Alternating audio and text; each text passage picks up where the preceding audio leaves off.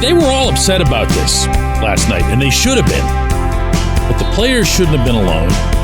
Coaches shouldn't necessarily have been alone. Morning to you. Good Wednesday morning. I'm Dejan Kovacevic of DK Pittsburgh Sports. This is Daily Shot of Penguins. It comes your way bright and early every weekday if you're into football and or baseball. I also offer daily shots of Steelers and Pirates that I hope you'll check out. Blue Jackets 4, Penguins 3 via shootout.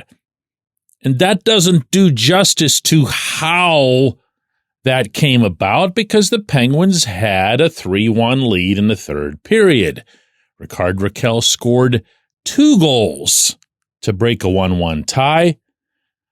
One of those early in the third period, another one midway through. That should have been enough, obviously. But it wasn't. And the reason that it wasn't was that even though, according to absolutely everybody involved, the third period overall was their best in terms of how they actually performed, Mike Sullivan said essentially the same thing. Well, it's discouraging because the irony of it is we give up 2 goals in the third period, and the third period was our best period that we played all night. So what was it that did go wrong if they had their best period and blew a 2-goal lead? Well, that's where it gets kind of predictable. This was by no means one of those that you lay squarely on the goaltender. But the goaltender made a lousy clear that led to Columbus's second goal, and the goaltender didn't make any big saves. Then we get to the shootout, and he doesn't make any saves. Columbus scored on 2 shots, and another one hit the pipe behind him. Sullivan doesn't often criticize any of his goaltenders, but he did bring up the lousy breakout, and he did say that Jarry can be a lot better than he was. But I'll ask, who didn't see that coming? Talk about a recurring theme.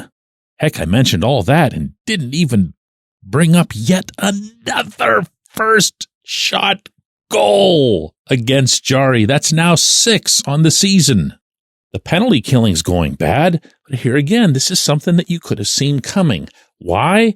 They have some good penalty killers, and for a while, they had a good overall kill. They really did. One of the better ones in the league.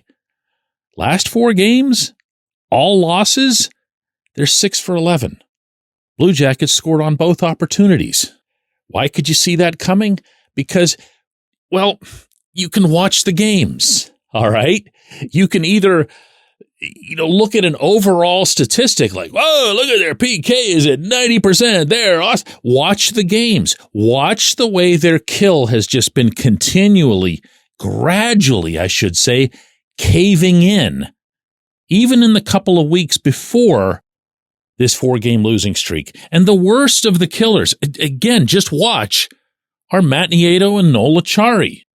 In this game, Nieto fails to make a routine clear, and Acciari just kind of collapses into the middle of the zone, allowing the Blue Jackets the easiest tic-tac-toe power play goal you'll ever see. Sullivan, at least this much to his credit, criticized the clear, or lack thereof. But again, this shouldn't be something that where you go, gee, how did that happen? It happened because it's the same guys. And I don't get that. I really don't. If you go back to just pick some random daily shot of Penguins from last summer when Kyle Dubas was assembling this team, especially once things got closer to training camp. And then they get to camp and you have a clearer vision because it's playing out for you on the ice of what it is that Dubas had hoped to achieve by building the roster the way he did, by bringing in basically 100 Anthony Beauvilliers and saying, hey, you guys just duke it out. Whoever makes it, makes it. Whoever doesn't, doesn't. And the idea within that was that if someone struggled, whether they were young or old or whatever, they'd be out. And ultimately, along the way, the younger players would, A, see themselves as having a real chance to make it to Pittsburgh from Wilkes-Barre, and B, they'd actually get here. Well, who's here? Who's here? Are you telling me that there's no one down there who can bring you more whether in the hockey sense or even just the intangible sense, energy and fire and stuff, than Nieto? Are you telling me that Nieto is outperforming everybody in Wilkes-Barre, even just at penalty killing? I find that unfathomable. I also find it unfathomable that there isn't better goaltending within this organization. Jarry has not been good. He's basically been the same guy that he's been for years. Alex Nedeljkovic has not had at all. He'll be the first one to tell you this. The first half he's wanted. Okay, fine. Put Jarry on waivers. Let's just put a prayer up to see if somebody will take him, to take that salary, that contract off your hands. And bring somebody, anybody up. Ideally, because he started the year here and looked so promising, Joel Blomqvist.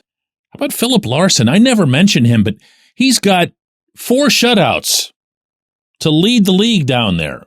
He's been better than any of them in the moment. Bring him up. Who's going to suffer for it? You can make it known in your own way to both of the goaltenders in Pittsburgh by having a third one sitting in the room that what's currently happening with the goaltending in general isn't good enough, that it's not okay to get beaten on every shot of a shootout, that it's not okay to give up a goal the first shot of every other game, that it's not okay to give up a goal right after your team scores, like 90% of the time, it seems. Because why wouldn't you? Who would you be worrying about in terms of hurting their feelings or protecting their feelings? Bring the competition back into this. The salary cap does not have you locked into this roster. Start spinning some chairs here. Is that the right term? Is it spinning chairs or music? I don't care. Bring some different players here. When we come back, J1Q. This episode is brought to you by Bet Online, your number one source for all your summer sports needs this season, from Major League Baseball, golf, NHL, NBA playoffs. Get the latest odds and lines, including all team matchups, player props, odds on just about everything that's out there. Head to the website today or use your mobile device to get in on the action. Bet Online, where the game starts. Abandoned ship, Bob. Sell the team. Are you a Pirates fan who is angry or apathetic about our perennial losing baseball team? Do you feel helpless because you don't know how to make a difference? Well, good news. We have something you can do about it. Join our Sell the Team movement. We're a group of passionate fans voicing our frustration and demanding change through billboard campaigns, press outreach, protests, and involvement at local city government meetings. Go to ourteamnothis.com to get involved.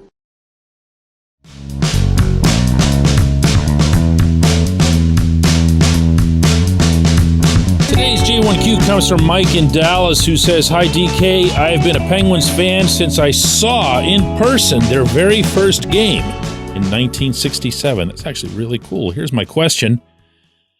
With all of the skilled players on the Pittsburgh roster, why are they so unsuccessful in 3-on-3 overtime? It's frustrating to watch this team fail to get 2 points night after night, and it could ultimately cost them a playoff berth."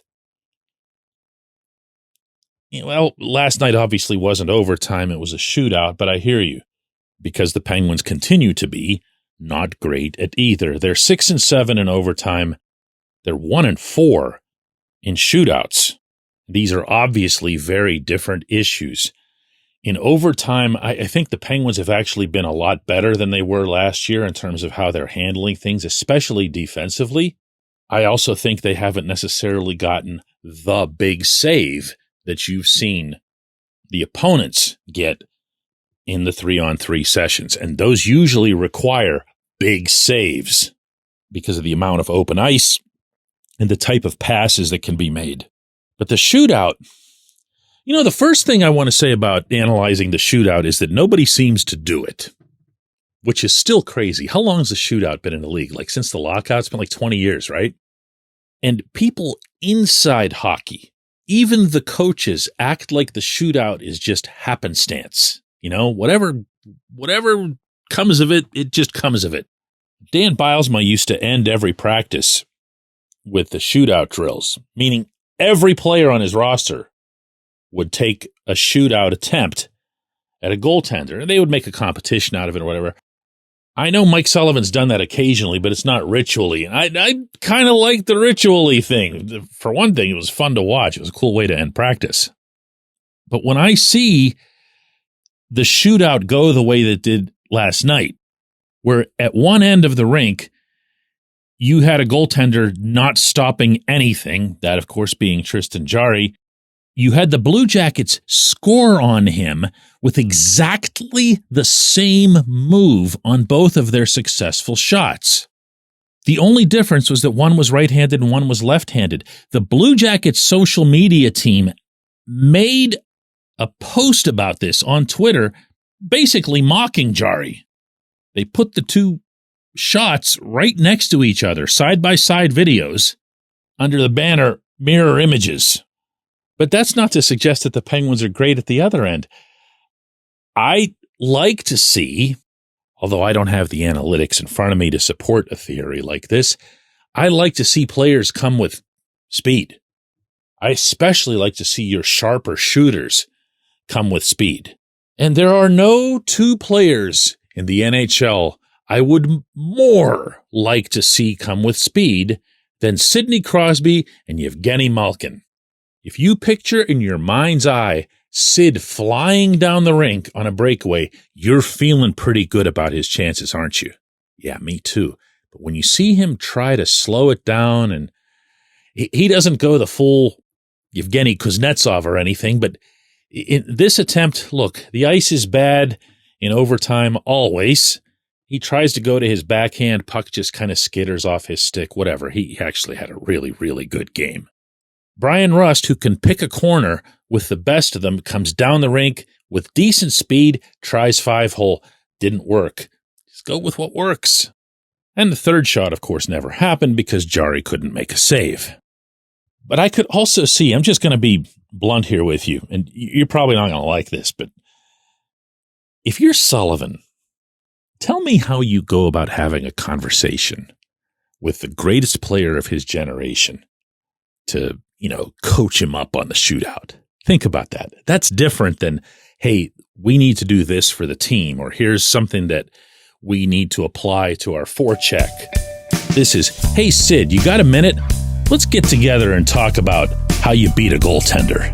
You see what I'm saying? I appreciate the question. I appreciate everybody listening to Daily Shot of Penguins. Yuck. Do something, right? Let's do this again tomorrow.